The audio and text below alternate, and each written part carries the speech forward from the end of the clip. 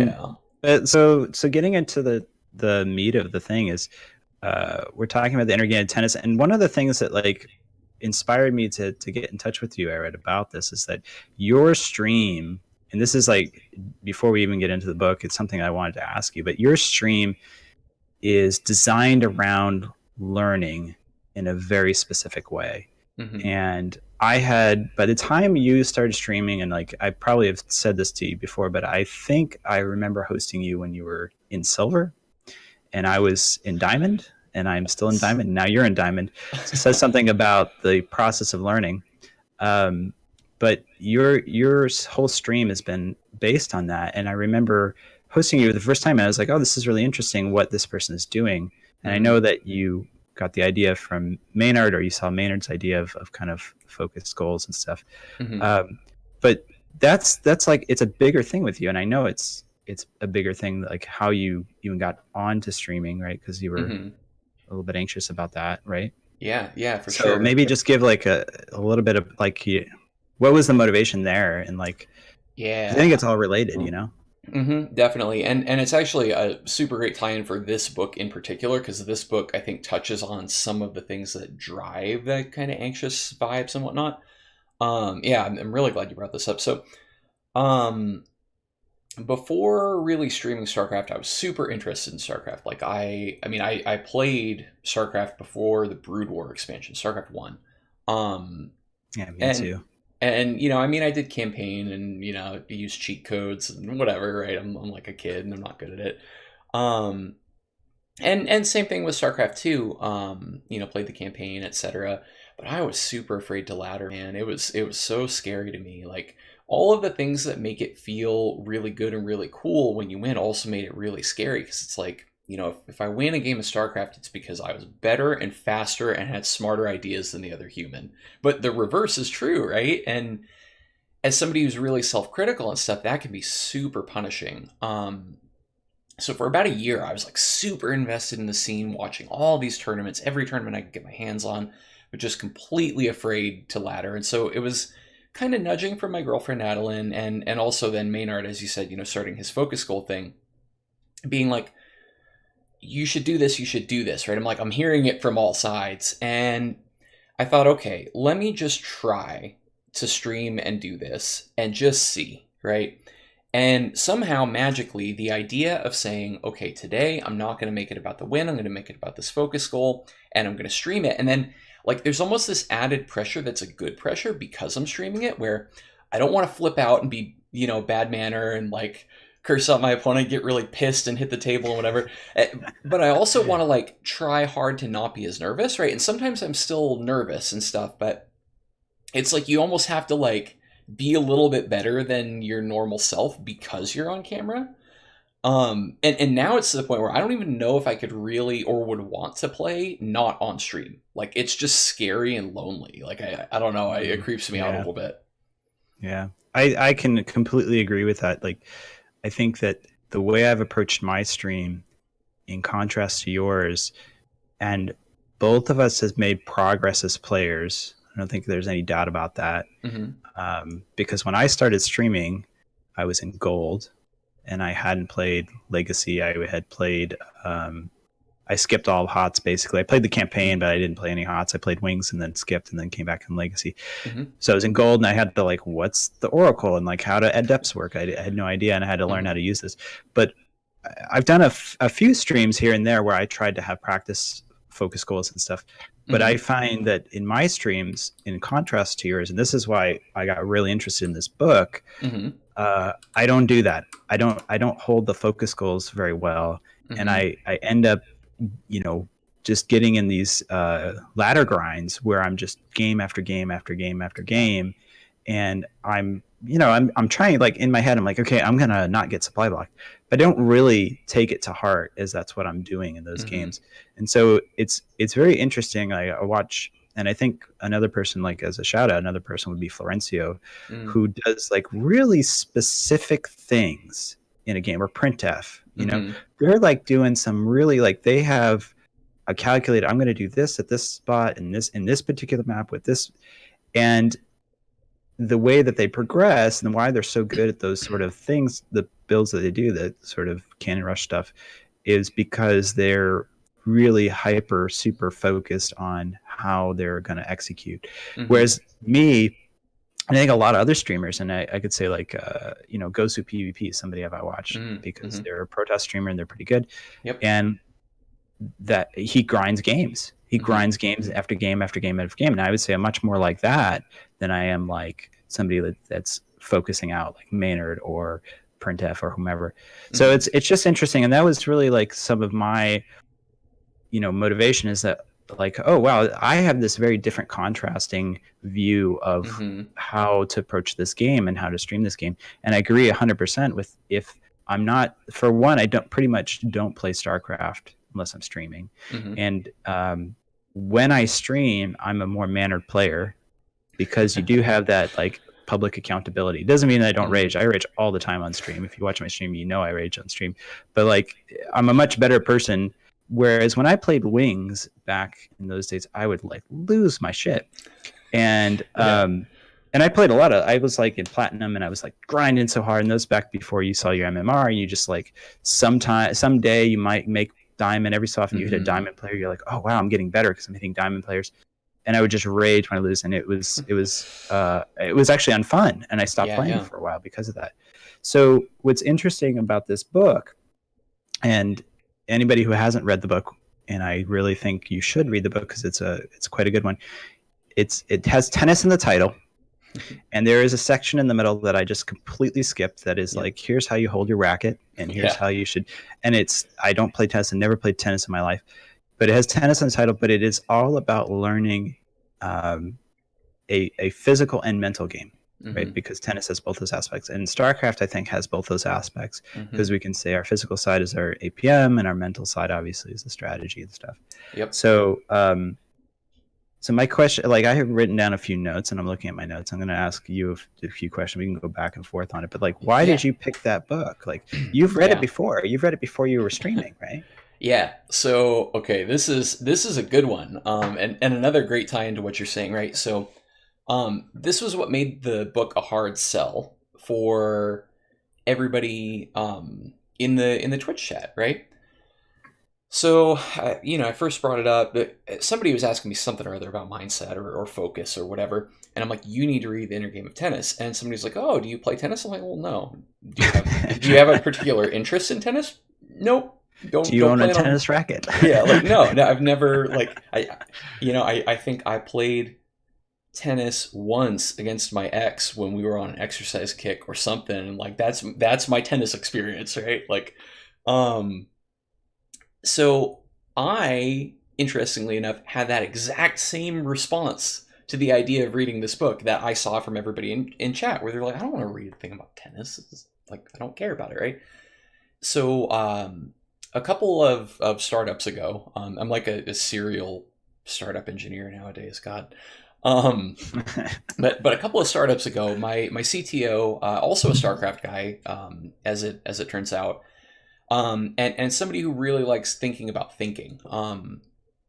He recommended it to one of our support engineers, and the guy really, really liked it.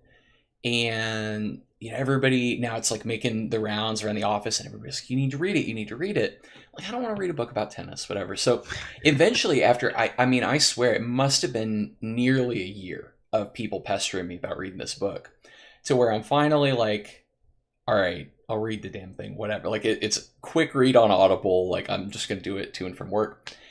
And I mean, as you say, there are some complete skips in the book, right? There's passages where you're like, yeah, whatever, tennis rackets. But Yeah. then there's stuff where it just completely blows your mind and revolutionizes like how you use the equipment of your brain and your body that like you've had your whole life, right? And it even kind of starts out talking about that, right? Like, let me see, am I skipping ahead? I think we're okay. So Yeah. the book kind of like starts out with this very simple scenario of like, have you ever been in a situation where you're trying to do something hard and you get really mad at yourself about that, and you're like kind of beating yourself up, and then it's like, okay, now pause. who the hell is you and who is yourself? Right? Why are you getting mad at yourself? And who are these people, right? And so it calls them self one and self two. Self one is the one doing all the yelling, and self two is the one getting yelled at for some reason who's just trying to do a good job. Right? He's just trying his best. Um, and so the whole thing is about that dynamic. And so from kind of the first handful of pages of the book, I'm like hooked, right? Because this is a very recognizable dynamic to anyone who has ever tried hard at anything, right? It's like it's so universal. Yeah. And it's kind of an interesting thing because I, you know, again, it's like, okay, I'm going to read this book because my friend recommends it, right? So I pick up this book and I look it up, and I didn't buy it. Went to the library, support your public library, and I and I went to the library and I got it. And as a side note, I read the first edition, a very old 1970 edition, and Aaron and I talked a little bit about this, how they might be different, but the message is still the same. Yep. But I picked it up and I started reading, and I'm like, oh man, that's me. Right, like in the first couple of pages, I don't play tennis, but here I am being like, why didn't you do this? And it's not just Starcraft. I think if you've competed in any sport ever in your life, and so for me, when I was a teenager and into my early 20s, I competed in bicycling and road cycling, and I was all about the Tour de France, and I really was into it. And I was terrible. I wasn't terrible. I was average. I was very average at everything. I was not exceptionally good. Part of that might be because you peak in your 30s in endurance sports, but whatever, or your late 20s, and I was a teenager. But like the thing was, I would do a race and I would hit, it'd be 50 people, I'd be 24, 25. And I would be so upset with myself. I'd be so pissed off, and I'm like, okay, I'm going to train harder, and I'm going to do, and it never got anywhere. Yeah. And I could think of, probably 10 more examples. And I think a lot of people can think of those examples. And the book doesn't bring that up into why we act that way. It doesn't really bring that up until much, much later in the book, almost towards the end, which is interesting. And I want to get into a little bit if we have time. But this idea that there is this sort of, and he does talk about it as, there's like the ethereal way he talks about it of the self one and the self two, and there is no self, and the Zen sort of attitude he has toward it. But there's also this sort of higher brain function and lower brain function where you have this, cognitive brain that is very analytical, but it doesn't really control the subconscious. It doesn't really control the, things like your heartbeat or your breathing, which you do all the time without thinking about. But it's very hypercritical of the lower brain functions. And so one of the things, and I'm going to soapbox for just a second. Go for it, man. It drives me crazy when people call this muscle memory. It drives me absolutely insane because their muscles have no memory. What it is conditioned response, conditioned learning, right? So you're conditioning your brain to not have to think about these things. In other words, you're putting it in a part of your brain that is sort of the subconscious level.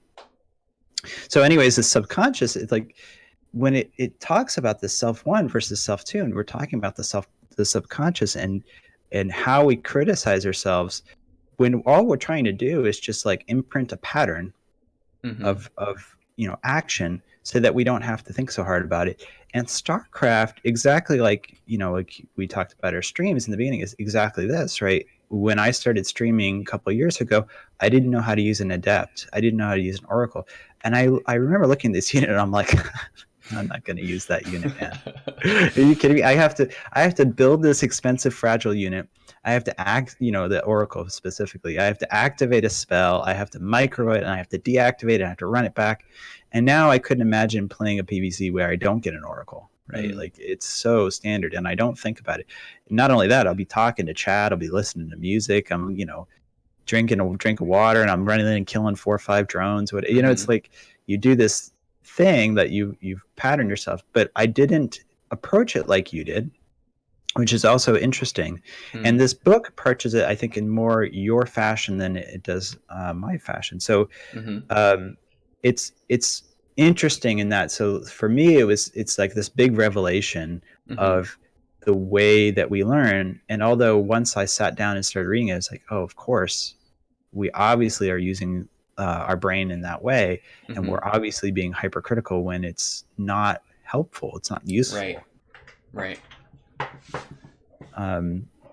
So the thing let's see, I have written down here in some of the notes is the Mm-hmm. recognize your faults and allow yourselves to fix them naturally, right? And that Mm-hmm. was a theme in the big first part of the book that I recognized, Yep. that it's almost like removing yourself, removing your critical self from the picture. And Mm-hmm. this is kind of extremely difficult for me to do. I Mm-hmm. don't know what's your experience with this. Yeah. So the reason that I wanted to do this book in particular, aside from the fact that like you happen to read it and so on, but the reason I was pushing this book so hard to Starcraft people is I needed more Starcraft people to read this book so I could get their opinions on it, because I recognize that I do the stuff that this book is talking about, right? I do the hypercritical, come on, Aerith, like don't lose the Oracle, whatever. Don't lose the Prism, don't lose your Archon drop, right? Um The worst feeling in the world when you lose those oh my, archons. and they're coming across after that, Yeah, you're man. just There's like, oh, like roaches are on the way. yeah, yeah. So I see the problem. And then also, after reading this book, I've paid attention kind of in the rest of my life about um, the whole self one, self two dynamic and how to get better at stuff. So for me, you kind of talked about cycling and stuff. For me, I've always felt like I was just this super uncoordinated kid, like just bad at sports, whatever. And I was never really sure like why, right? Yeah, I mean, of course, one explanation is just some people have it, some don't. You fall on a spectrum somewhere of coordination. I also did break my leg when I was a 2 year old and have to learn how to walk twice. So that's like a weird little Ouch. tidbit about me. Yeah. So like I don't know if that set me back a little bit or what, but anyway, I've always kind of had this thing of like feeling uncoordinated. But I remember these distinct moments of doing like sportsy kind of stuff, either, at school or with friends or whatever, where I would have this like flash of brilliance, right? Where it's like you just totally get something right. Like and not even just in sports. Like I remember playing Counter-Strike in high school at a LAN party, and there was just this one like 10-second stretch where I just like all kill the other team just randomly out of nowhere. And like I was a scrub at that game. I'm bad at FPS You had now, your but like moment. I had my weird little moment, right? I was playing disc golf for like the first time with some friends a few years back, and I get like this random hole in one on like the hardest hole. It's like a million miles away. And it like it wasn't really a freak thing. Like I had good control over my body in that little moment. And so I'd seen enough flashes of this over the years that after I read this book, I'm like, oh, okay. This is what happens when I shut down the critical, ego mind process that's just getting me, right? And getting in my way. And the reason I think I'm so uncoordinated is that I'm always in my own head. I'm always nervous. I'm always anxious. I'm worried about whatever. And I also kind of think a little bit, um, this is getting a bit off topic, but there's this whole thing about beginner's luck, right? And I almost wonder if the real mechanic behind beginner's luck is this, right? That somehow by being new and acknowledging that you're learning and that you're gonna be bad, you get out of your own way a little bit and you can kind of let the natural brilliance shine through. And then as soon as it happens, you look at it and go, okay, what am I doing that's making that happen? Because I want to repeat that. And that's your self one getting in there and messing it all up, right? That's really interesting that you brought that up. But I think to tie into it, off racing Mm-hmm.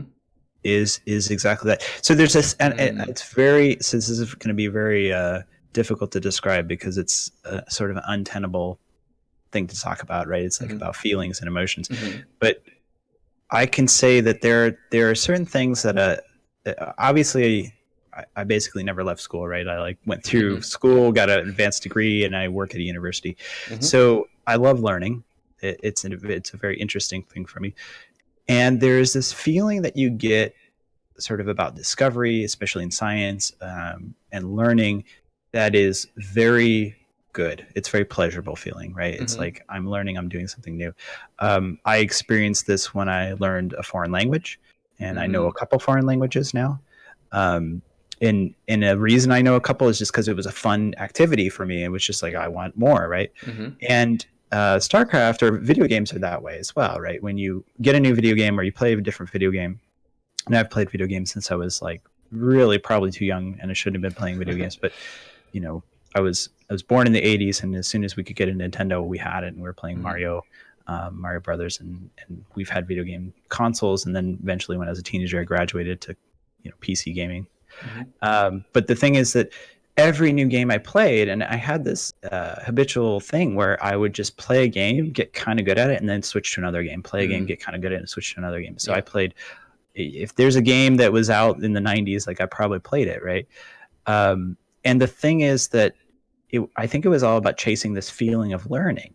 And in Mm-hmm. StarCraft, especially most recently, if you watch my stream, you guys kind of know, or you've seen that I've been off racing Terran.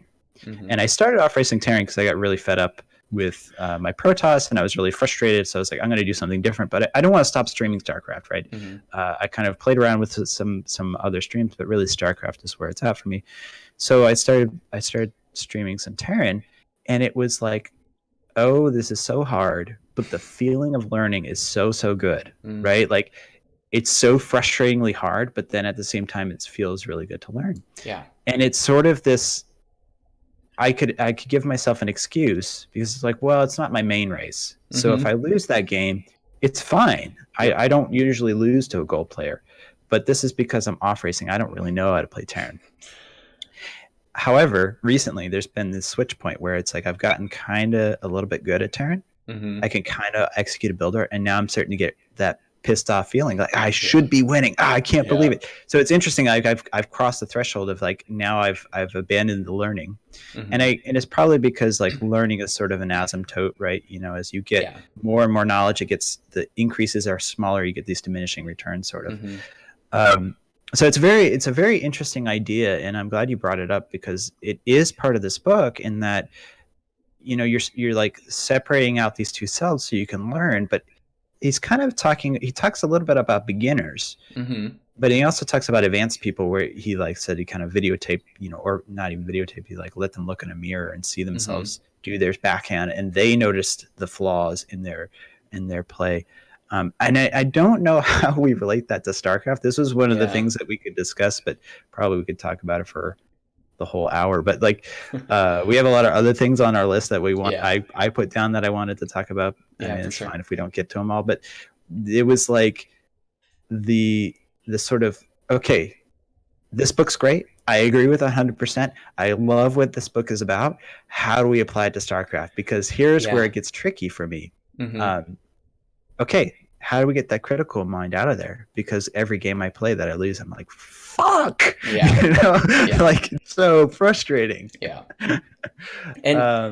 And not only difficult. that, but like, so this is the other kind of pet theory that I have, and this is why I needed to get more StarCraft people to read the book. Like, I wonder a little bit, and this might be complete bullshit. I have no idea. But I almost wonder if getting the self one thoughts out of the way isn't actually a thing that you can do in StarCraft, because you need the self one process to be running, to be making longer term decisions like, okay, I'm seeing a lot of lings and I'm not seeing gas units, and I know that my opponent is on 3 or 4 bases and has a bunch of gas. They're definitely going mutas. I need to start to be ready for that, right? Like, my self 2 process, as amazing and wonderful as it is for coordinating my breathing and being able to like calculate the trajectory of a ball that's being thrown at me and move my muscles in just such a way that it will place my hand where it needs to be to catch it, like this amazing mind can't do that other calculation to be like, these zerglings mean mutas. So it's like you need them both to be running simultaneously, but then you also need self 1 to not be being a dick to self 2 so that you can not lose your prism drop, right? Like, and so this is my pet theory. I don't know if anybody buys it, and I don't know how many people in chat, by the way. We have a few. We've got a good handful now. Has read the book, but I definitely am interested in opinions on this. But that's how I've been thinking about it. Yes, please read it.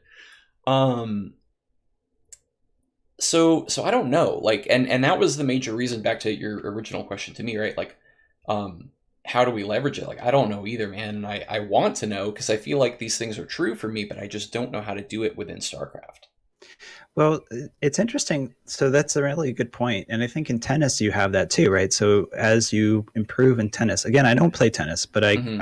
I watch tennis. I have friends that play tennis. In Mm-hmm. fact, I had friends in when I used to live out in your state, California. Mm-hmm. I knew some friends of mine who went to school on Division I tennis scholarships, and they Oh were wow. very, very good. Mm-hmm. So there is obviously strategy, right? How are you going to serve this specific serve? Are you going to do something different? Are you going to do a different kind of stroke because Mm-hmm. the player does this?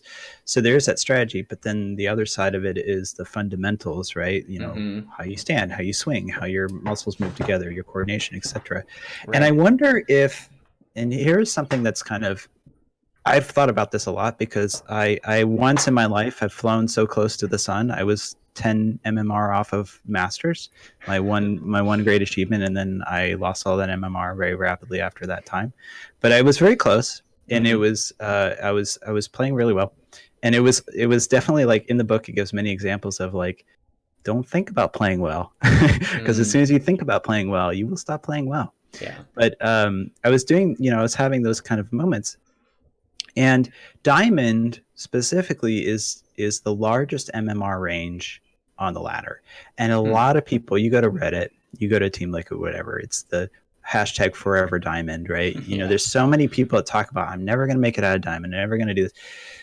And it's very interesting because I think in diamond, this is my guess, having watched a lot of StarCraft in my life, obviously not a Masters player, Grandmaster player, but you see players get to the point where they can kind of macro, they can kind of execute builds, they can Mm-hmm. kind of scout, they can kind of do everything that you need to do in StarCraft. Mm-hmm. That, let's say, like a pro player would do everything 50%, 75% better than a Mm-hmm. diamond player. But they can do all those actions, right? And Mm-hmm. I'm constantly impressed, even when I play off race in Terran, that I'm like, oh, I'm platinum one in Terran. I'm gonna roll these platinum kids. Come on, Mm-hmm. I'm a diamond two Protoss. I can, and they're Yeah. doing things like taking a fourth and fifth base, and I'm like, whoa, I How didn't do you even expect know you. to do that? I Yeah, didn't know what are to you do doing, that. Yeah. macro? Like, geez, they're doing all sorts of stuff that I wouldn't expect them to. They, have a high drone count or whatever. And it's so those are sort of, we could list one by one all the fundamentals of StarCraft, right? And I think everybody would agree that macro is kind of the fundamentals of StarCraft, and then Mm-hmm. micro would be a very, very, very close second because it's very important, but it is probably a little bit less important than Mm-hmm. macro. But there's things like watching the minimap, not getting Yeah. supply blocked, which is part of macro, but you have to look to the top right to know when to build, Mm-hmm. maybe getting the right number of workers, getting the right timings for things, the Mm-hmm. sort of how to do a timing attack, right? How to control an army. If you're a Terran player, okay, not talking about best race or hardest race or anything, it is different than Protoss. It's Mm-hmm. different than Zerg. You definitely have to have different types of control groups for all three of those races. If you're Protoss, you have to know how to use spells. If you're Mm-hmm. Terran, you have to know how to siege on siege and control your Yeah. army and movement, right? And those are Right. things that are very sort of fundamental and mechanical. But you're Mm-hmm. right, and I agree 100%. And like, love to. I think hopefully we'll have a little time for Q&A at the end with Mm. people in chat who are interested. But I Yeah. would love to hear what people think about the other side of it, the upper brain side of it. So now you Mm-hmm. scout, now you're good enough that you can do all those things plus you're scouting. Now you do it good enough to do all those things plus you can defend a little bit of an army and maybe do a dual pronged attack, right? You can Mm-hmm. sort of quote unquote multitask, which I firmly believe multitasking is another word that's misused, Yeah. because we don't actually multitask. What we do is Right. we quickly switch from task to task to task, and we just go through, anyways. But the thing that I think is interesting is that when people get to diamond, are they really tripping themselves up and hindering their learning process? Mm-hmm. Is that why people are stuck in diamond? Because there's a lot of people that are. You can't just throw it off to like, oh, they don't practice right, they don't train right, they don't. I think this actually might be them defeating themselves. And more I read this book, is kind of was affirming this sort of idea, especially myself, like especially how I've learned the game and progressed and obviously gotten better. So I don't know if you have anything to add to that. It was a long rant, but No, yeah. I feel like everything you're saying is like good, and these are interesting questions, right? Sorry, by the way, if there's a beep, it's some truck in my neighborhood or something. yeah, that's all Um, right. but yeah, so that's certainly like one explanation, right? Is are people thinking that they're like knocking on the door, getting in their own head about it, or is it that at that level, as you say, you can kind of sort of do each of the skills, but you can't quite synthesize them? Because that's where I feel I'm at, right? Where it's like, yeah, I can like kind of not micro terrible, but if you want me to do that, I can't macro perfect anymore, right? And this has been my struggle for like the past couple of seasons, where it's like I just cannot synthesize all of the different skills that I know into a coherent performance where I exhibit all of these different skills. And so is that the hard stuck in diamond? And then there's another theory, which is in my chat right now, that Printf is saying, where because the concept of diamondness is percentage based, right? It's a segment of the population that's like, the 80th percentile to the 90th percentile or whatever it is. And that everybody in there is trying pretty hard or they wouldn't be in there. And so you have to be better than the rest of that segment to move up and out of it, kind of thing. That's an interesting point too, because I can, without a doubt, unequivocally say that I have improved at Starcraft. If you look at my MMR, and I have in my chat, I have like a command exclamation point rank where you can go to rank for the win, whatever it is, SC2 ranks for the win or whatever. Yeah. You can see this graph of improving. And then I hit diamond, I kind of go up and down, up and down, up and down. Yeah. And it's interesting because I know I've gotten better. There are things I could do now that I could not do 3 months, 6 months, a year ago. Absolutely. No doubt. There are builds I could never hope to execute. But yet I still lose to players in the same MMR. And I have to believe that those people, and probably this is true of the sort of harder core community, people in the community who are watching streams, reading all things Protoss, and they're going to Team Liquid, and they're participating, and they maybe do little tournaments here and there. They are also improving. And so that percentage is that moving target, right? Like it's these people who are everyone's getting better at StarCraft, right? Including, Alpha Star. Including pros. But we're all getting better. You look at, obviously this is true, if you look at Wings of Liberty, GSL, holy crap, that was a whole era of experience, right? But like we all got better. Yeah. And it's interesting to think of it that way. And so what is it, the thing that will get you over the top? And one thing you can say, well, coaching is helpful, and he actually talks about coaching in the book, right? Of how people are like, oh, I'm just going to pro coach and they'll tell me how to do everything perfectly. And his thing was like, well, I just need you to learn how to teach yourself, really. And so there's this quote, we were talking about it before we started the stream and started talking, and I just want to read this quote because I think it's kind of relevant to this particular point, right? Yeah, sure. And so this is a quote in the book, and in my old version it's on page 89, but you might find it somewhere else in your book or your Audible recording. It says, even when one has experienced the practical benefits of a still mind, he usually finds it a strangely elusive state. In spite of the fact that I deliver my most effective performance when I permit self to be the only player of the game, there is still a recurring impulse to think and want to control my actions. That quote is like, I think every player can relate to that, right? Because it's just like, okay, I'm going to hit this flow state. I'm going to just freaking be Cyril for the next 30 minutes of this game. Right.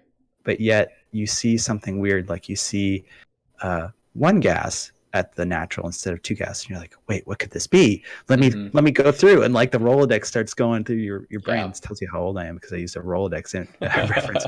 You're like, okay, that's this, and then all of a sudden, you're getting killed by roaches and you didn't even know it. So it's kind of definitely this struggle, and I identified with that a lot in this book of like, okay, now I've recognized there's this thing I can actually learn. It's just a very good point too, right? Like I recognize in myself there's Hmm. this thing I can work on, and getting that critical self out of the picture. Hmm. Yeah. Man, it's hard though. I don't know. I keep thinking about, well, okay, let me before I say that and derail. I feel like that quote that you picked out is like probably like half of the payload of the book right there. Like if anybody isn't gonna read it or doesn't have time, there you go. Seth just gave you like most of it, right? Like just go play back and clip that piece because that's kind of the book, right? Um, Yeah, that is like the bullet note, a bullet point. mhm. Yeah. And I don't know, man, it's so weird. Like I can observe this so perfectly in other stuff, right? Uh, I could be at the gym, right? I'm doing some strength training, whatever, some specific lift, and I've observed a problem in my form, right, on this lift, and I'm like, okay, knees out, whatever, chest up, whatever the hell it is, right? It doesn't matter.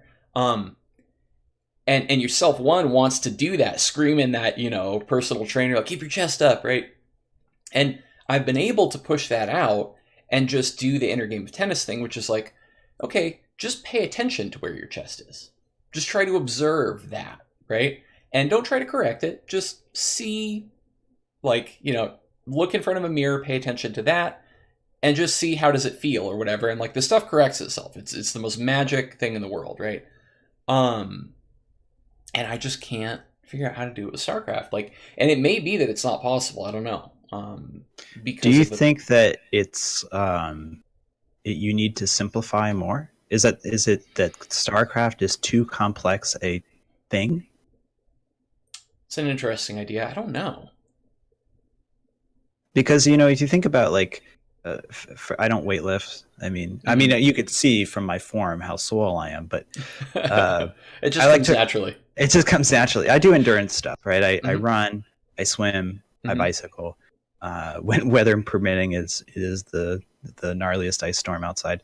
But so running, for example, is sort of meditative, or can be Hmm. meditative, and I find it very easy to like, okay, focus on the breathing, just get into a nice rhythm, keep your stride a certain way, and not to like get into running controversy, but I run with barefoot shoes. I run with the 5 finger shoes, which is like a different way of running. So I had to learn how to run with these in my Hmm. adult life. um, of course, I have many years of experience walking and running, because as a Hmm. kid you learn how to do that very young. Sure. But it's very easy to get into this state of like, okay, Mm. keep this form, and I feel good, and I'm getting, my time is good, but I'm not like hurting my muscles, or I'm not straining Hmm. myself to get good, time on my miles. And so I find that that's a very meditative sort of action, but it doesn't have a lot of parts to it, right? Like I don't Hmm. really have to think about too much. I just kind of Right. get going, right? And I wonder if StarCraft is a little too complex, and simplification of Hmm. StarCraft is necessary. I mean, I know you've done it. I do, micro practice Hmm. trainers, arcade trainers, these things. Yeah, Yeah. so that's a good angle, right? That is the one place where I have definitely been able to get myself to do inner game of tennis stuff. I might have even referenced it. There's a clip of me somewhere getting diamond at a minute micro challenge where you gotta like kite some marines. You have like two stalkers, and there's literally the entire Terran population of marines chasing them, right? And you have to like, and you've got like this alleyway that's like 5 feet worth of space, right? You're supposed to somehow kill all these guys without like the stalkers dying. And I did it once on stream, right? And I was like, yeah, like I got diamond, this is crazy, whatever. And the only way I was able to do it was to do the inner game of tennis, like Zen master stuff, where I'm like not critical, Yeah. not thinking too much. I'm staring at the screen. I'm using peripheral vision to be looking at like, okay, I gotta click over here, and then also which marine is orange because I want to flick my mouse back and hit the orange marine, right? And it's this like very simplified, small scope down thing that kind of I guess just enables this process. The GMs in the chat, by the way, HX and Printf are both saying that they feel like when they are playing particularly well, it's because they're thinking a lot in the game. And when they don't do that, that's when they like just kind of randomly make some stupid mistake and get killed by the roaches or whatever it is, right? Interesting. I can relate this a little bit to another video game that is Counter-Strike, and you put it up first, so I'm allowed to bring it up again. I had streamed Counter-Strike for about 3 months when I first started streaming, and I found it two things about it that I found that weren't conducive to the streaming. One, it's hard to interact with chat when you're in a match because you have to really focus. And two, it's a little bit toxic, and then you get people on voice chat who are being toxic on your stream. And you don't need that. Right. But what I did do is there were actually a lot more articles about this I found for Counter-Strike. I don't know why. I mean, the game is roughly as old as Starcraft is. Or, well, Starcraft's older, but like Starcraft 2, I mean. Sure. There's articles about how certain pros practiced and how they got better and their routines and what they would do every day. I found actually more information when I first started streaming than I did for Starcraft. So I would go into these different custom maps and I would do headshot training for 15 minutes. And then I would do spray training for 20 minutes. And then I would do whatever, mouse flicking, right, for 15, 20 minutes. And then I play my matches. And I progressed rather rapidly. I didn't get really good at Starcraft or Counter-Strike. I got something on the gold Nova level. But after just a very short time, I was like, hey, this is good. I'm working my way up. But it was like, I think in that game, particularly as a team game, right? If you watch the pros, there's a shot caller, right? So you have 5 people and one guy's a shot caller, and then the 4 are just doing their job. Yeah. And so it's interesting because the big brain player only needs to be one person. In StarCraft, you're the big brain player, plus you're all the other parts of the thing, right? So like if I was playing and somebody's in the matchmaker, you don't often get people shot calling, but let's say somebody was shot calling in a lower level match, and they say, okay, you're gonna go take this, you're gonna go take a site, and I want you to hold it and snipe down this hallway. All I got to do is snipe down the hallway, and I got to keep one eye on the mini map. And if I hear a call out, I rotate. Right, that's it. Yeah. So then I'm just like totally hyper focused on this one task. In StarCraft, it's very difficult to do that. I think very difficult to do that unless maybe you're doing some sort of all in, where you can just say like, no more macro. We walled off the base. We've got all the pros we need. We're just going all in. Then you can focus on that really crazy micro. You don't, and I have to say this: if pros do this, they actually continue doing both because they're incredibly good at balancing the two. But it's interesting, and maybe that's part of it. I'm just kind of brainstorming here as we talk, but it occurred to me that that's something that I experienced as well in playing that game. Yeah. So kind of like we I think we covered all the self 1, self 2 stuff that I was thinking of, and the quieting the mind, the concentration. He gives the example of the tennis ball, and I know you said you didn't have a good analogy for this, and neither do I. In the book, he says, okay, if you want to improve your concentration, you balance this sort of thing that you're doing. Stare at the seams of the tennis ball when you play tennis, and that will help your concentration. And I couldn't come up with an analogy either. Yeah. So it's interesting, right? The concept in the book, right? The reason he's saying stare at the seams or whatever is your eye needs to be tracking the ball. But if you say to yourself, look at the ball, look at the ball, look at the ball, look at the ball, you're going to stare at it, but you're going to so paralyze your cognitive, or I guess not your cognitive processes. I don't know. I actually don't know the definition of the word cognitive, but you're like, I guess your self one mind, right? We'll just use the book's terminology. Your self one mind is going to so paralyze your self two sort of physical processes that you actually no longer have good reaction time. We got a host from Proxy Tempest, so let me welcome everybody in. This is episode 0 of the Archives. It is our new book club nerd Starcraft related thing. This is the pilot episode that Andrew, Seth, and I are trying out. We're talking about the book The Inner Game of Tennis. We also got hosts from Da and Florencio, and there might have even been another one in there somewhere. All the people hosting. Yeah, we got lots of folks in here. So Inner Game of Tennis. Yeah. Look, yours doesn't chroma key out, so that's even better. So we're talking about this book. It is not well, I guess it's technically about tennis, but really it's just about how to use your brain. And we're It's trying to about relate it learning. back. Yeah, exactly. And we're trying to relate it back to StarCraft and figure it out. And there's some tricky parts, and that's kind of what we're delving into. So welcome everybody. I hope you enjoy it. Yeah. So back to what we were talking about. It's kind Um, of like tunnel vision, what you're, and I've said mhm. this in my stream when I'm, of course, I don't look at my replays immediately after losing. I look at my replays immediately after winning to talk about how great I am. But I will say this because it's pretty obvious. You see people tunnel vision, right? And I Yeah. do it too. And it'll be Right. like, this one player was so focused on taking out my fourth that they didn't notice the DTs walking into all their mineral lines or hmm whatever it is. Um, and it's like you couldn't, even if you took them and shook them and said like, hey, look at Yeah. your mineral lines, you couldn't break them out of that trance, Right. you know. Yeah. Yeah, so back to the tennis ball thing, right? Because that's the book example of this. You're trying to avoid paralyzing your ability to like use your body by overthinking this thing of like pay attention to this, don't supply block, don't supply block, don't supply block, whatever, right? And so look at the seams of the tennis ball as a way of putting your eye in the right place without imposing the emotional consequences that then override your ability to use your body. And I don't know either how you do that with StarCraft. Like, um, I there, think we have to crowdsource this, right? This is one yeah, for chat for hmm anybody who listens to this in the future, because we will put this out hmm for people to listen to. But yep. yeah, what do you think? Because we don't know the answer. Um, I wish I knew the answer because I Yeah. think it's a really interesting point.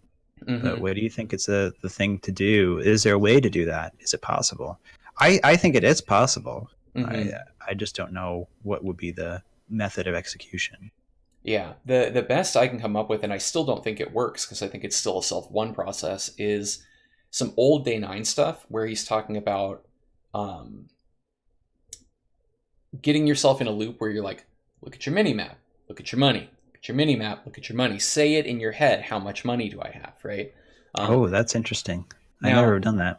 crucially, he never mentions supply as he's doing that. Look at your mini map, look at your money. And I think that video and the fact that he doesn't say supply in that loop is why I supply block to this day. Like, because I'm okay at the other two, right? Yeah. But yeah, I don't know. Like, I don't know if the act of saying it in my head though, because it's still a self one process, if that doesn't do it, right? Or is look at the seams of the ball a self one process? I haven't tried it, right? I'm not sure. I so that's interesting interpretation because I read this differently Mm, in this is the beauty of reading books, right? Because it's yeah. um the analogy that's given uh, in writing classes that I've had to take for science writing is that you hmm want to, it's essentially telepathy, right? You want to be Mm, telepathically telling somebody else your ideas, but yes. everybody interprets it differently. hmm So I interpret it differently. I interpreted it as giving yourself one a task to do, so it will shut the hell up, and self two can take over. Uh, That's what I interpreted it as, and that's the way I've thought about it in StarCraft. And when there's not a lot going on, it's kind of like, okay, maybe I can look at these cool skins I got, like these pay to mm, win skins. hmm And, but, as soon as the first Reaper shows up in my base and I start complaining about how broken Reapers are, like, it's gone. Like, I lose that focus. hmm But it's an interesting thing that you have interpreted in a little bit different way than I did, which is really cool, I think. Now that you're mentioning that, so I think I've read the book the least recently out of everyone. Even on my reread, I think I beat you to the punch a little bit because I already had it on Audible and you had to go get it from the library, right? But now that you're saying that, and HX is agreeing with you in chat, which must mean that he hurried and read it before this stream today. Good for Um, HJax. Good to know. yeah. But I remember that piece of it now, and I'd kind of forgotten that. So that makes me think about it a little bit more, right? Like how could I what task could I give myself, right? Where I can just let the self two processes, do my macro and whatever. And the closest I can get for that is actually watching the mini map in a PVT. Um, where I'm just kind of constantly I'm like, okay, where's your stuff? Where's your stuff? Where's your stuff? Do I have vision everywhere? Do I have vision everywhere? Where's your stuff? There's a drop coming. I know there's a drop coming. Where's Yeah. the army? Where's the army? Meanwhile, somehow I'm not supply blocking for like the first time ever, right? I'm like, I'm at 180 and I haven't supply blocked all game. This is amazing, Yeah. right? Um, and so I think that is probably the best I do at it. Now, the flip side of that, though, is if I am a little bit not off rhythm. That's not the right. I guess it's like if the opponent has the initiative, right? Printf was talking to me about this in one of our recent coaching streams. If the opponent has the initiative and I'm having to constantly respond to, oh god, there's stimming over here, there's medevacs boost and Widowmine drops, I all of a sudden nervous and I'm not able to let all of that stuff flow. So PvT in particular for me is very snowbally. Like the games either look just pristine and beautiful and I crush, or I mean, I feel terrible and I'm pissed off and like nothing I do works. All right, you could join me on stream then. Well, that's interesting. That's a really interesting point. I would agree 100% with that synopsis of when you're on the back foot and you're defending all these different places. Mm-hmm. It's like the muscles get tight. Yeah. I had this a game before we connected up on Discord here. Mm-hmm. I had a player who did Cloak Banshee, Hellion Cloak Banshee. So Hellion first, then Cloak Banshee, then drops. And I couldn't rebuild my Psycore. Like I couldn't do it. I went to my main. It got destroyed. I was like, I need to rebuild it. Went right to my main. Camera location hotkey, boom, right to the main. Grab a probe. 4 or 5 times I had to hit the hotkeys to do it. I couldn't get the right hotkey combination. And I was like, I do this every single game at like a minute 30 into the game. Every single game, I hit this hotkey without thinking, and I couldn't do it. And I was just too tense. Yeah. And you get sort of this build up. And of course, then, especially if you're getting cheesed, you get the little adrenaline rush and you're kind of, everything is just really tense and you're trying so hard, you're microing your brains out trying to get this win. But definitely when I'm on the back foot, and I personally, as the noble macro player, right? Like I rarely cheese, and it's like not that cheese is bad, but I for a long time was like, I'm not going to cheese because macro is the way to play, and thanks Day 9 for instilling that in my brain. But I watch Stats, right? Stats is one of my favorite players to watch because he's just like, you can't fool this kid, right? Like Stats will see everything coming and just like blink stalkers under the medevacs, kill them instantly. Like Stats never gets caught off guard. And I was like, oh, I'll play like that. And that is so incredibly hard to do. And when you start getting on the back foot, it does snowball. I agree like exactly with this sort of, the game just gets out of hand and you get more irritated, more frustrated, and it gets worse and worse and worse, at least for me. Yeah. I've had that inability to build the right structure thing. Like it was almost this goofy moment for me on stream. It's happened a few times now, but I distinctly remember once where like it felt like, have you ever played Mario Kart, right? And there's the little like question boxes, right? And it's gonna pop out some item, but like who knows what it is. It felt like I was reaching into a bag and I would just look at what was in my hand and be like, oh, that's a Twilight Council. That wasn't what I meant to build. Okay, let's cancel that. Like, oh, reach in again. Oh, okay, no, that's a rowboat. Nope, still not a Nexus. Like how does this happen, right? Like, yeah. And so here's the interesting question, and I don't know the answer to, but like this is why we have this sort of discussion. It's fun to talk about this stuff. Do you think that it is a failing of the so-called self-1 or self-2? Who's making the mistake there? Is it the cognitive brain that's going like, sorry, I can't think in this moment? Or is it the subconscious that's getting distracted? Or is it something, because obviously the muscle memory, oh man, I almost did it. The conditioned response is there. Yeah. Right? Yeah, so I know in my specific example, so HX is saying adrenaline. That was going to be my second one. In my specific example that I'm talking about, it was because literally my hand was slightly offset. Now, how it got there, I don't know, right? So that's where, maybe it's adrenaline that moved it there. Maybe it was the fact that I was trying to go particularly quickly because it was an urgent situation, that you accelerate your hand a little bit too much or something. I don't know. I don't know what causes it, but I can tell you for sure mechanically that was what happened because I was trying to build a basic structure and I went to build an advanced structure. Yeah.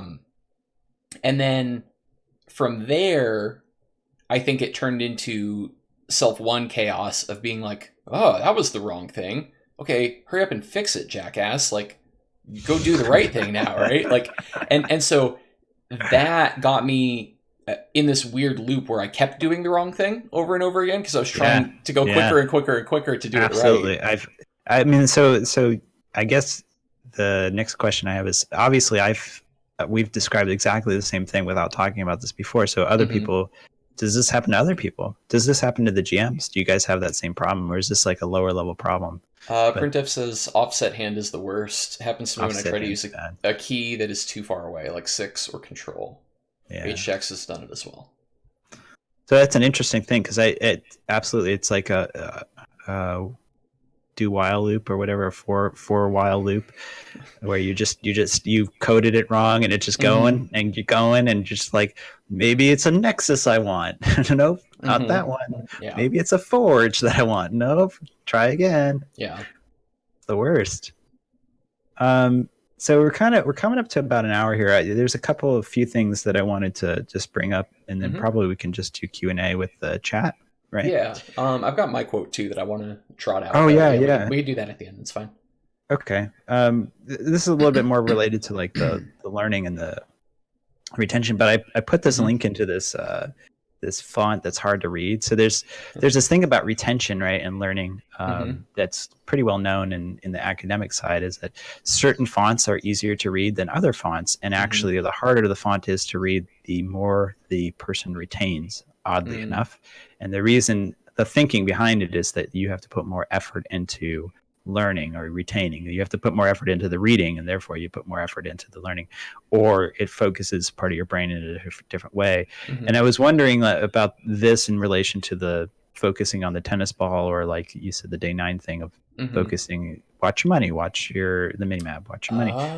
Is Oh. that making it a little bit, your focus is improved because you're Mm-hmm. doing something that's kind of hard to do, plus you're playing the game. And I don't know if that's true, but it occurred to me when I was reading the book that might be a thing, is that the harder the task is, the more likely you are to learn from it. And this I mean, you could talk hours about game theory, I guess, like kind of things, right? But Mm-hmm. like, if a game's too easy, then we're sitting there clicking it while watching a YouTube video, right? Mm-hmm. Like, Mm-hmm. because StarCraft is hard, it's interesting, and because StarCraft is hard, you have to focus. But also Right. at the same time, does that improve your learning or not? Yeah. So on this point, I almost want to like put a big mental asterisk on it and revisit this specifically when we do make it stick whenever that comes in Yeah. our succession of books, right?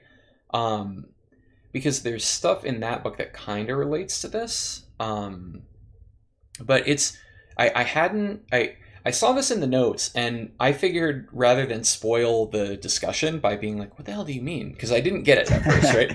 I figured Yeah. I would just do it naturally like we're doing. So yeah, it's interesting if maybe the fact that it's hard to read does do something, and maybe you're loading data a little bit more cleanly into your kind of lower level brain that way. I don't know. As we were talking about that, this is off topic and more rabbit trails. I know we're up against it here I for mean, time. we're definitely the two dudes just talking point Yeah, now. It's fine. yeah. So on the how do you get your self to just kind of like do inputs, right? How do you just like let it do its thing?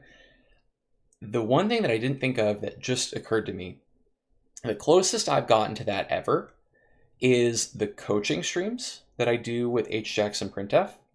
In particular, the like backseat gaming ones, where it is literally their self one and my self two, and my self one has to shut up because their self one is so much quicker than mine that my self two is like flailing at the keyboard to try to keep up with it. I don't know if that's totally good. I think it's actually a very high skill thing on their end of it. To drip feed just enough of the right commands into my diamond brain and body, right, that I could like kind of almost do it. because I have bad habits that I have developed specifically from that. So the Mm. easiest I can manifest for you would be, I never, until doing the backseat gaming coaching with HJax, had ever hotkeyed my warp gates into my army. And Oh, that's interesting. the the like I think we were working PVZ. The fastest I've ever played was the day that I developed that bad habit for the first time. And so for people who either aren't Protosses or have never had this problem, mechanically what happens is you're doing a rapid fire warp in, which necessitates holding down your shift hotkey, right? And then so the act of the warp in selects all of your warp gates, right? While still holding down that shift hotkey, you box the stuff you just warped in, and then you hotkey it, right? Yep. Thereby never having not had your warp gates hotkeyed in, you've just grouped them into this big lump of stuff. What I used to do before is same thing, except you pull your pinky up off of the shift hotkey, which gives you a nice new selection, and then you either add the stuff or hotkey it in or whatever. So this missing of the liftoff, right, is something that happened to me while I was trying to go too fast. So that's, I guess, the flip side of the coin, where bad stuff can happen to you too. And I still have never cured myself of that. I've tried really hard to break that habit. But we played for like a couple of hours after I first did that, and I really ingrained that bad habit. I need a thing that like literally just hits F10N if I do that or something, so that I like punish it out of myself, right? I mean, it's a really common habit. I still do it occasionally. I've had that habit myself. Mm-hmm. When I switched the core, it almost completely alleviated that habit. I think just because I had to relearn all my hotkeys, and that painful. Also, that I mean, that instilled a lot of good habits, right? All of a sudden, I started using camera locations and all sorts of things, more than two hotkeys, right? Or control groups, I mean. But yeah, it's an interesting little problem that a lot of Protosses, I imagine a lot of Protosses have. I definitely occasionally do it. And I don't think about it, right? Like, it happens, and then all of a sudden I look at my army like, why are my warp gates here? So it doesn't happen to me when I play Terran, because the way you build units in Terran is a bit different. But yeah, that warp in key that you have to press, and then you shift and rapid fire. Yeah, that is an issue. It's an interesting thing. I wonder if it's a little bit like musicians. So this is another thing I thought of while this book. I didn't put it in our notes, but I did think about it while we were reading this. I was reading this book, is the way musicians learn as opposed to the way that Starcraft players learn their trade. Their trade, so to speak, is musicians will, even very, very, very high level musicians, professional musicians. What I'm thinking, like classical type of stuff, right? So where you have very complicated sheet music. If you have never played music before, you can't read sheet music. You can have these very complicated pieces. They will play specific parts of those pieces very slowly until they can master those parts, and then they bring the speed second, in there. And there's no doubt that they probably could sight read it and play it right off the bat and play really quite well, but they would instill like this sloppiness into it. And StarCraft's a little tricky, right? Because we don't have a good way. I've thought about this on my own separately. It's like, there's not a great way to do that. You can do these trainers, that helps. You can do these actions slowly, and you can do build order practice slowly. But when it comes down to the actual game and you're on ladder, which is really the best opponents that you can pick for yourself, right? Because you get these equally matched opponents. I don't know how you can slow down and fix those problems. I mean, maybe it's an after effect thing. You look at a replay and see it. But anyways, it's something that occurred to me, is like, you have this warp gate hotkey thing that you're talking about, and it's like, well, it's a speed issue, obviously. If you play slowly, you wouldn't do it. But when you're playing fast, you do it, because you've instilled that in your practice. So it's interesting. I don't know if there's a good way to solve it, but yeah. Yeah, I mean, the best thing, I don't know if you can even still change game speed, but like you could maybe work on specific kinds of control or engagement taking, right? Dodge banelings or disruptor shots, or do X with a warp prism, whatever. You could do that kind of thing if you could change game speed in like a unit tester, right? or if you could change game speed and resume for replay. I wouldn't. Darglin's train. It's like weird spelling. Darglien. His Mhm. trainer, you can do some of that stuff. Mm, There are some trainers that do exist. There are some Baneling splitters that you can do slow speed, but yeah, mm. you're right. It's a little tricky. Yeah, There's not. I don't think there's a very good updated ones that are using the current patch and the current units. You know. mhm. Yeah, what I think would be bad and actively like harmful to do would be to literally just play games on like normal speed or slower or whatever, because you have lots of internal rhythms and timers and stuff for like, it's time to make a pylon, right? And I think you really mess yourself up if you're slowing down those, and it's too hard to do. But the the like splitting actions and things that you just don't have enough time to do normally if you're just not practiced at it, I think those you could benefit from doing more slowly. You know, it's interesting too because uh, the way Blizzard teaches you the game, if you've never played StarCraft, if you go Mm-hmm. through the trainers, it's on the Mm-hmm. slow speed. Hmm.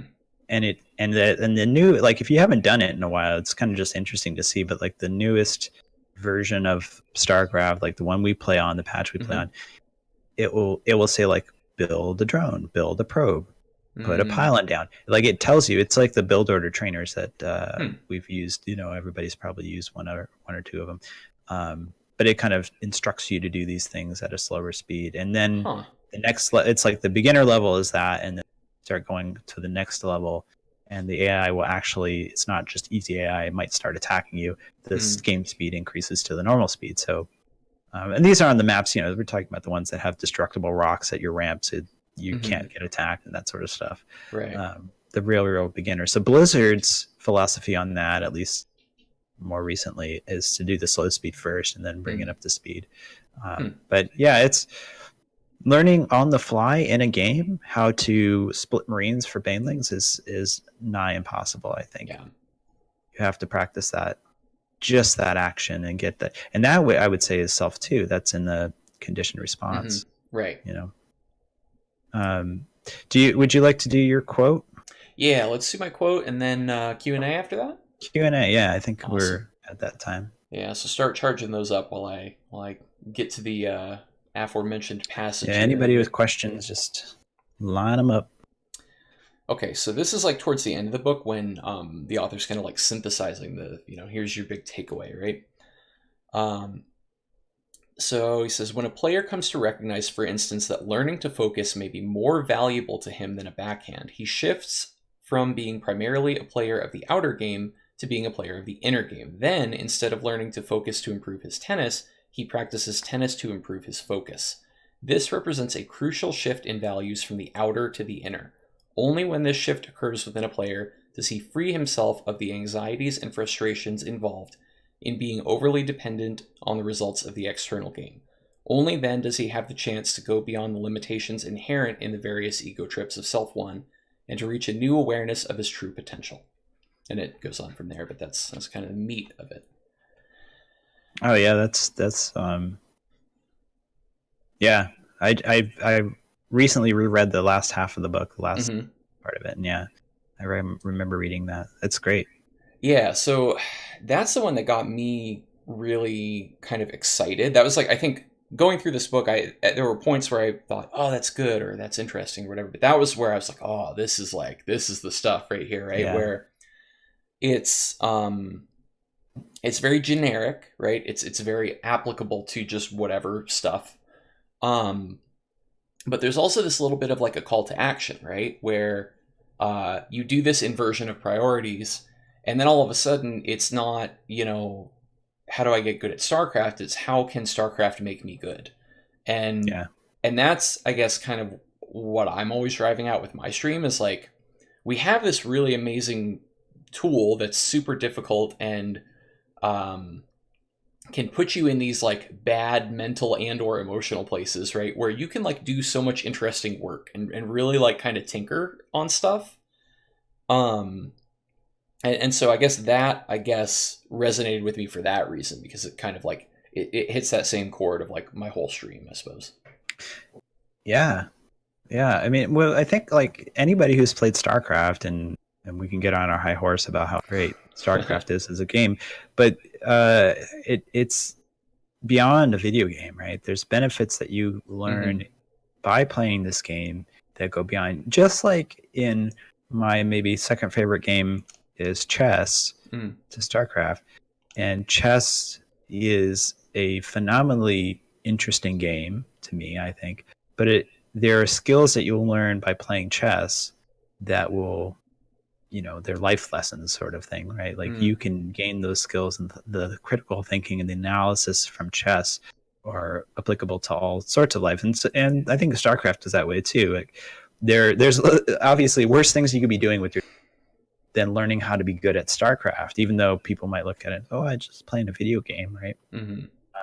But it's a very complex video game, and I think there's no doubt that that's why Google and DeepMind, that team, picked Hmm. Starcraft as the game. They didn't Right. pick Counter Strike, Dota, League of Legends, Fortnite, any of these Hmm. top games. Um, they picked Starcraft, which is not. I mean, Starcraft's popular, but it's nowhere near the popularity it was Hmm. in 2010, 2009. Right. Um, but they picked it because of the complexity of the game and because of all the skills. And there have been, I mean, through the years, if you're a Reddit lurker like I am, um, there have been more than a dozen people posting in the r Starcraft Hmm. saying, hey, I'm a psychologist student, I'm a Yeah. a neuroscience student, please fill out my survey, I'm really interested in how you guys figure this out. Hmm. Or other groups coming in and say, like, what's going on with this multitasking, can we get some volunteers to do these Hmm. surveys?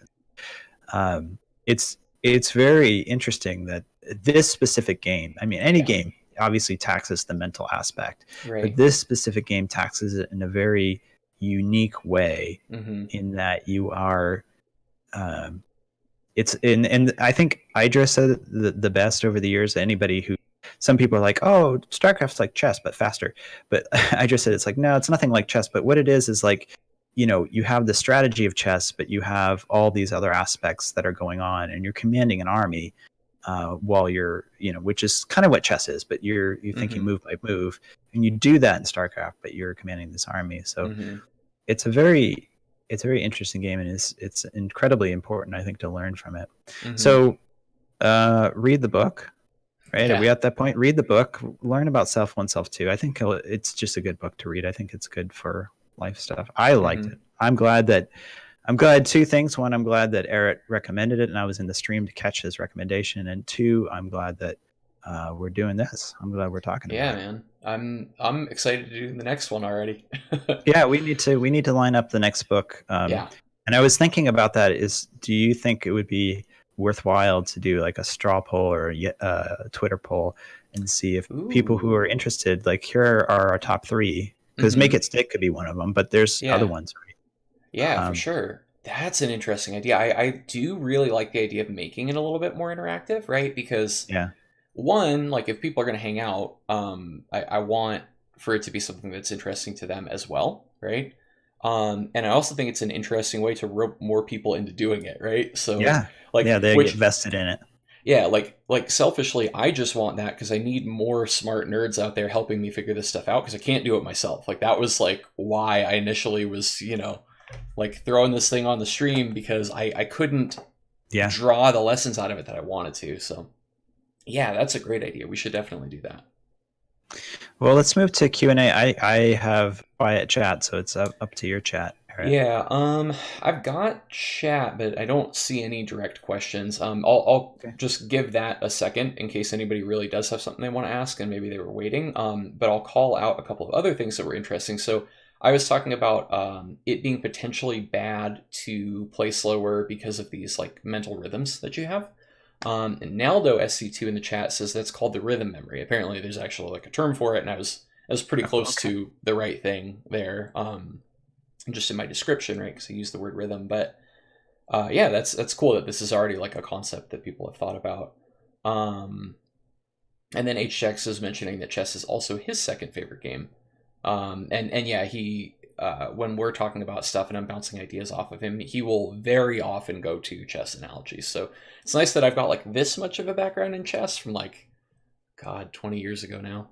Um, this is about the I last come from time. an Eastern European family, so that was like my dad used to play me and my brother, and like that's what we did each weekend Mm-hmm. when I was little.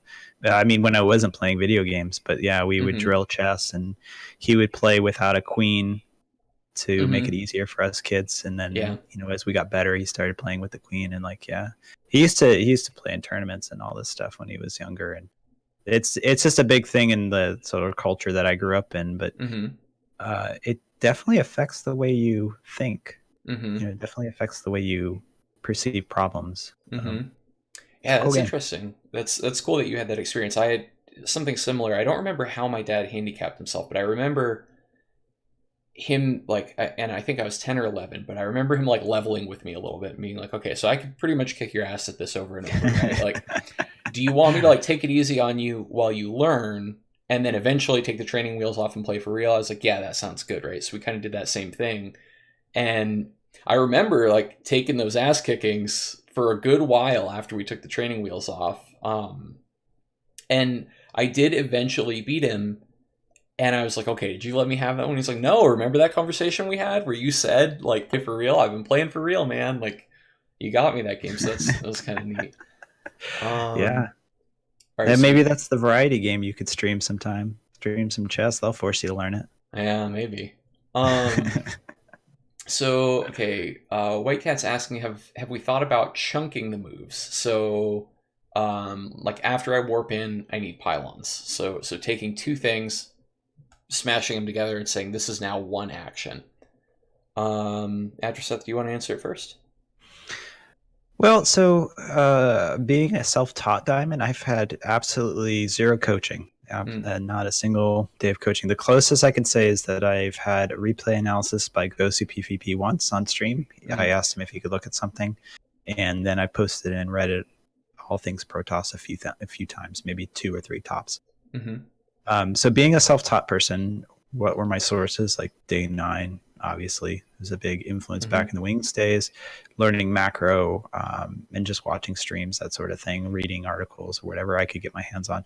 So I learned how to get better at macroing and getting to the current state that I'm at by doing so-called macro cycles, which mm, I think really is like a term used more commonly with Terran, because there's sort of this build out of your production buildings, put down a supply depot, drop a mule, check your army, scan, whatever you need to do. mm-hmm, There's sort of a more clear cycle. At Protoss, it's there, but it's a little bit different because you can, warp in 1,000 minerals worth of zealots if you need to, right? Like in late yeah, game. But yeah, so I learned it that way. And so I do have ingrained in my brain a macro cycle now. I couldn't, honestly, in this moment, I can't tell you what it is, but I do mm, it. I know that my biggest problem with pylons right now is actually over pylon. mm, So I build pylons too soon. mm-hmm, But it is something like, okay, for the early part of the build, I will just kind of know when my robo finishes, when my Stargate finishes, I need a pylon. And then when the game goes to like 3-4 bases, then I know, okay, pylon, warp, chrono, whatever, move mm-hmm, army, mm-hmm, check observers. There's this sort of rhythm that's already instilled in me, and that's just from grinding it on ladder. And it comes back to what we started with this discussion, is the big difference between the way I play and the way that you play. And I tend to think that your way of doing things is actually better and more efficient and probably healthier in the long run, because I get pretty angry. It might not seem like it on stream, but boy, does my blood pressure go up. You see a freaking nidus in your main, man, just boom, right up here. yeah, yeah, Um, so it's I've just grinded it out, and it's become this sort of organic. This is what works. This is what works in my level. Is it the most efficient? Maybe, maybe not. Am I efficiently using Chrono? I don't know. I'm using it well enough to beat Diamond 2 players. And that's kind of at the level that I've gone. So if mm-hmm, I was to chunk things together, it might be a really good way to do it, right? It might be a good mm-hmm, way to learn, is to let's break these down and see how you're doing if you do it differently. And when mm-hmm, you do tasks differently, this is like maybe you've heard of this for folks who have dementia or Alzheimer's, sometimes one of the treatments they do with these people who are early stage is they make Mm-hmm. them learn new tasks, because learning actually Mm. delays onset of these diseases. One of the things that you could do very easily for somebody is to make them use their left hand if they're right-handed. So go Ah. brush your teeth with your left hand. If you've never brushed your teeth and you're right-handed and you've never brushed your teeth with your left hand, go try it. Try it tonight. Brush your teeth. Have good dental hygiene. It's incredibly difficult. I bet. Yeah. Um, learn to write with your left hand if you're Mm. right-handed, or learn to write with your right hand if you're left-handed. So yeah, I have a question in my chat for you, Eric. Okay. Seeker Win says, "Have you?" It's me or you, I guess. So, have Mm. either of us played in amateur leagues like CTL, ATL, VTL? I actually don't know those league names, but the closest I can say I've come to playing in a little bit of amateur tournaments is I played in. Was it the Nidus used to have weekly tournaments in Platinum, Mm. and I played in one or two of those, Mm-hmm. and didn't go very far, but it was fine. It was fun. I Mm-hmm. don't do tournament stuff because I feel like tournament stuff takes away from me learning the game. Mm. Yeah, so for me, about the same. I've played in I think twice in a diamond tournament. And the biggest thing is schedule for me. There just aren't a lot of tournaments that work at my sort of like um, being West Coast and being a night owl. It never lines up. Like everything would start while I'm kind of still working, or I would have to dramatically shift my work schedule, which is going to mess up my productivity and everything else. So um, that's kind of the biggest thing there. When I was dabbling in it, I was doing it as kind of oh, this is like kind of fun. It'll challenge me to maybe expand my sort of repertoire of build orders, right? Because I have like, I restrict all as many maps as I can. I do one build per matchup, and that's my thing. And we're just trying to get better at raw mechanical, like don't supply block, spend your money kind of stuff. Um, and so tournaments are a neat way to attack that and be like, okay, that's not what's going to win here for you, right? Um, but then, He added to this that those okay, particular ones he pointed out are clan versus clan. okay, I'm not affiliated with a clan. yes, You recently were. I think uh, you're not anymore. yeah. Yeah. So I was on Rise for a while, but yeah, no longer. And the thing with that was like, pretty much everybody in that organization was better than me, right? So like, we don't really want to pull me off the bench for Clan War. Yeah. Yeah, so there's that, right? But yeah, the team league stuff is interesting. I don't think that it's for me just because of the time slot issue. And then also kind of what you said too, After stuff of like the time commitment kind of takes away from the content production and the practicing and Yeah. getting better and all that. The reason that I stopped making it to the one diamond tournament that I could make it to was that I was kind of at that like high diamond 3, low diamond 2, shall we say, like that Yeah. that kind of Yeah. area, and Which everybody is else. basically masters, as we all Right, know. right, of Yeah. course. um and everybody else was kind of like pretty solidly diamond 1, so I was just kind of taking a beating in Yeah. round 1 of that tournament. It's like maybe there I could spend time getting better and then try to play in this tournament kind of thing. Yeah. Yeah. I think like team clan stuff is more on the fun side of playing, and I would, if I was in a team and I played team league stuff, I would do it just for fun. Mm-hmm. Like I do sometimes on my stream on Fridays, I play team games with Da Mm-hmm. and Chestnuts and Yeah. Strophium and Hoplite and some other Mm-hmm. folks that are other streamers. It's more fun because that's not, to me, like team games are so different than 1v1. Ironically, how different they are from 1v1. They're Mm-hmm. so different that the only thing I can practice there is to try and keep my money low or something like that, but they're Right, just right. unbelievably different. And yeah, so I don't do the tournaments, I don't do the clan stuff. If I was higher level, if I was like Masters 1, then I might play some tournaments here and there, because then at that point I think that you're in the game, you have enough skin in the game at that point that tournaments are the next level of difficulty, because Mm. playing a best of 3 for somebody is very different than playing a rando on the ladder, Mm-hmm. where you can be like, well, I usually do this build versus Zerg, and this Zerg's never seen it, so Right. Yeah. It sucked to be you, you know. And where if you do that in a best of three, well, you throw out your build, and now what are you going to do for game 2, 3, right? Mm-hmm. Yeah. Makes sense. So I had one other like mini thing, which was it's funny. It was a simultaneous question and answer by Naldo SC2 and then HJax. So basically the sort of Pavlov approach of like mapping a sound to an action, right? And so literally as Naldo is typing this question, HJax answers it slightly before he hits the enter key. It says, "Personally, I've mapped the pylon finishing noise to build pylon." It's kind of funny they were Oh, both thinking along the same lines there. That's kind of an interesting angle and maybe worth exploring. I didn't know What you could do that. Actually, what do you mean? you can map the sound. You can remap a sound in No, StarCraft. he's saying he's mentally mapped the sound Oh, to mentally. Okay. I Yes. hear Yes. this, it's a cue for now I Yes. go do the thing. Yes. Yeah, I guess it was a bit vague there. No, Um, I just yeah, having not reading it in chat, I right. didn't understand it. Mm-hmm. I do that with Stargate, right? Like when I play PVZ, I build the Stargate, and I don't look at the Stargate. I just listen for the Stargate finishing sound, Mm-hmm. and then I'm like, okay, time for an Oracle. Mm-hmm. So that's or Phoenix or whatever I'm going. Interesting. Hmm. Yeah, there's the auditory. Yeah, like again, StarCraft's so complex, right? Because there's the Mm-hmm. visual aspect, there's the auditory aspect. You Yeah. know, there's the mechanical, coordination, dexterity aspect. So all those things play a part. All right, we have one more question. I think we'll make it our last one. Okay. Um, which is from GM Cursor.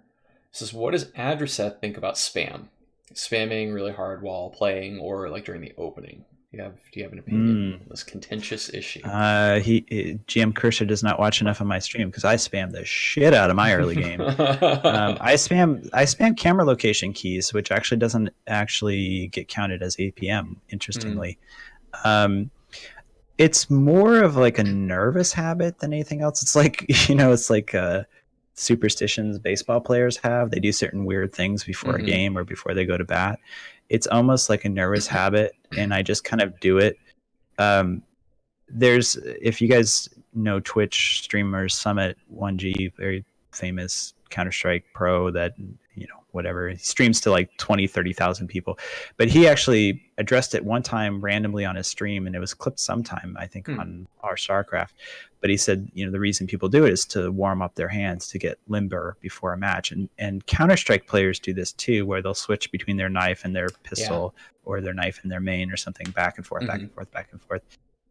For me, it's more of a nervous habit. Once I played a game, or once I've warmed up by doing a little micro, um, I'm limber at that point, and I don't think it's incredibly useful. The other side of it is that we probably, most people that are listening to this, most people that play StarCraft at diamond, even platinum level, probably watch pros play. And what do pros Mm-hmm. do? Spam. And I Yeah. don't know why, but they do. And there are certain things that you can do, obviously, that increase accuracy. Like if you box your probes and then click a mineral, like you box, deselect, click a mineral, box, deselect, click a different mineral. There are Mm-hmm. certain things that people do to like up their accuracy early in Mm-hmm. the game that I've seen, but um, I think spam is something like, again, I would come back to playing music, and if you're trying to get good at something, playing something slow is actually better than playing it fast. And I know Mm-hmm. that if the faster I play, the more sloppy I play in StarCraft, for sure. It Mm-hmm. doesn't mean I don't do it, because it's kind of a habit that develops when you play a game that requires 100 to 200 actions per minute, Mm-hmm. depending on what you're doing. But it's something that happens when I play Terran. And to drag this out even longer, when I play Terran, my APM is higher, Huh. and it has to come down. It comes down to, because there are more actions of sieging and unsieging, Mm-hmm. and less actions of spell casting. And Mm-hmm. so there's a little bit more spam there, especially when you're like, oh my god, siege of the tanks right now, right now, now, Yeah. right? So is that really helpful? No. And that's why effective APM is the one, right? Mm-hmm. Which brings to mind that like meme anime thing where it was like Cyril, and they're like, he has 400 effective APM or something. Yeah.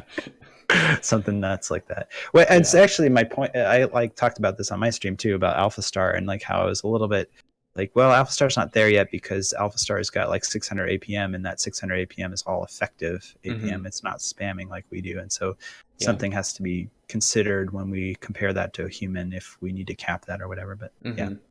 that was a long-winded one, but yeah. No, that's a good answer. Chat kind of also answered itself a little bit. We had a lot of different people posting different opinions. It's good there's discussion going on. I like that. Yeah. So so I think maybe the thread that I want to pull on most from the chat answers here, and I know I said this would be like the last thing, and now I'm making it Yeah, we'll longer, do but this. Will be the last one, the real okay, last one. yeah. But I'm gonna kind of call on Printf from the class because he's the one who's agreeing with me. Um, You're a good so teacher, Eric. yeah. You know how to um, do it. so a lot of people were saying, I like to spam and listing, all the various reasons that you usually hear for it. And Printf said something interesting, which is that if he's spamming and he then needs to go do something else, it literally introduces a delay because he has to stop spamming, reorient himself to wherever his camera is or whatever he's doing, like maybe, whatever's selected, right? And then do the action. Whereas if he wasn't spamming, it's like, well, you just do the action.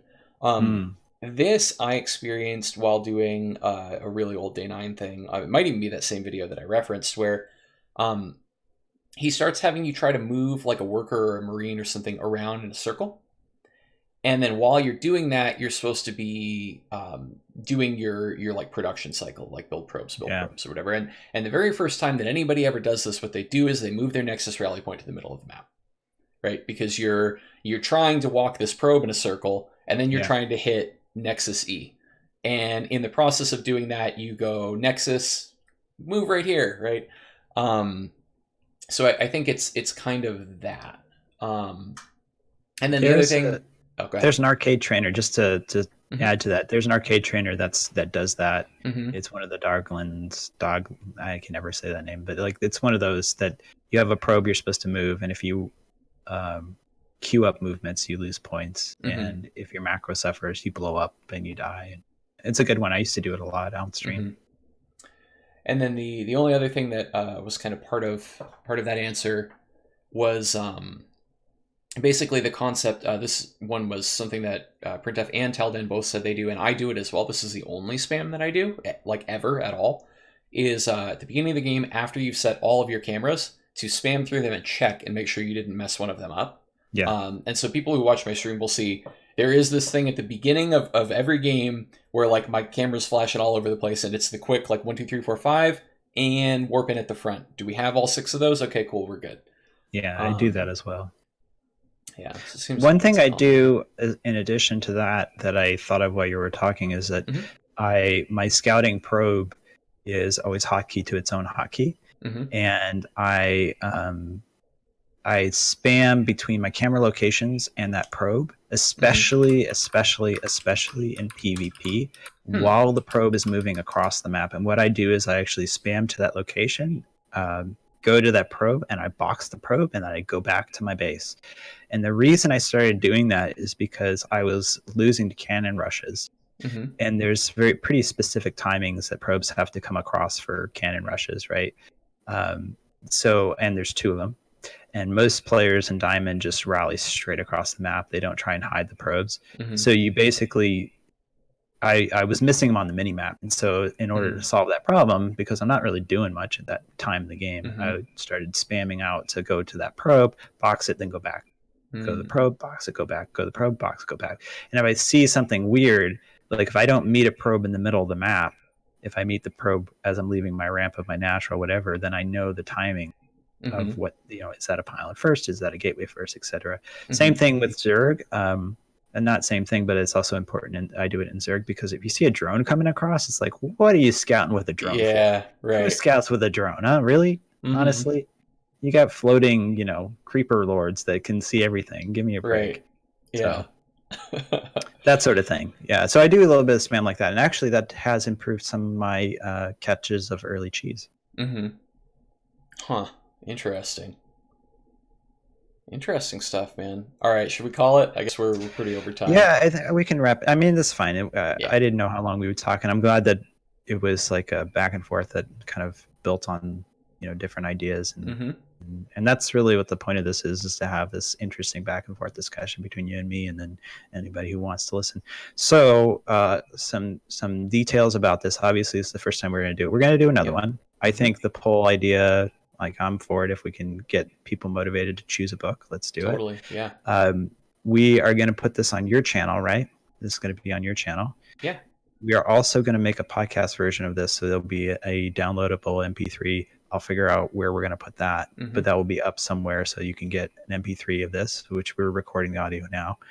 And it's going to take us, since we're reading books, it takes a little while. Yeah. Sequence at Spotify, you got it. Spotify is the place to go. Okay. Got it. So we'll have this on Spotify, so you can download it and listen to it on your walk, run, workout, drive, whatever, if you want to do that.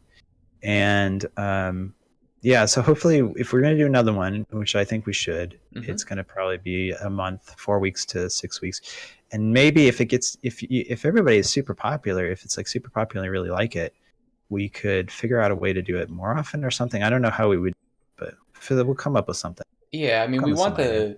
the cadence to match how quickly the people who are interested in it can read a book, right? So it's like Yeah. we don't want to wait for like the slowest person, but we want to kind of catch that sweet spot of like, Right. whoever wants to do it, how quickly can everybody do it? But yeah, no, I think you and I are pretty fast readers. I would guess you're probably a fast reader. I'm a slow reader, but because I have a So crappy commute and I get stuff on Audible, I can get it done. you can get it done. Yeah, I mean that's the other option is Audible. Sometimes a big book is only 6 hours on Audible, and it's like, Mhm. well, shoot, if you listen to it half an hour a day in 2 weeks, you're done, right? Yeah, exactly. Okay. So shout outs.